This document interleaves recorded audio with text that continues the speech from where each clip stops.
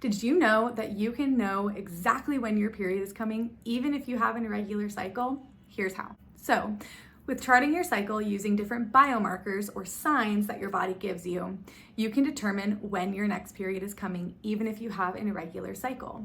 You can watch this video over here to learn more about those biomarkers and ways to chart. But to give you a little bit of information as to how you can know when your period is coming, we have to look at the two phases of every woman's cycle. She has the follicular phase and the luteal phase. In between these two phases is ovulation. Ovulation is the main event of every woman's cycle. And what happens at ovulation is when a fully matured egg is released from an ovary. This should happen every cycle. Before it, we have the follicular phase. This follicular phase starts from day 1 of a woman's cycle, so that's day 1 of her period, to the time of ovulation. This time, the follicular phase is very varied.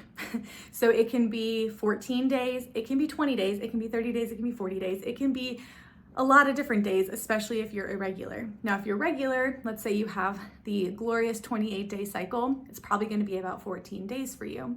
If you're irregular or if you have longer cycles, this section of your cycle, this phase of your cycle is going to be longer and more varied. Now, the luteal phase is the phase post-ovulation, so after you've ovulated. This phase is very constant for most women. It's going to be about 2 weeks long, on average 10 to 16 days.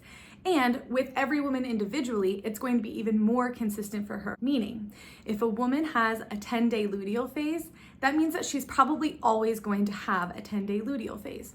If she has a 16-day luteal phase, which is the longer end, she's probably always going to have about a 16-day luteal phase. So if you are charting your cycle and you can pinpoint when ovulation occurs, then you know once ovulation occurs, you have about 2 weeks until your next period.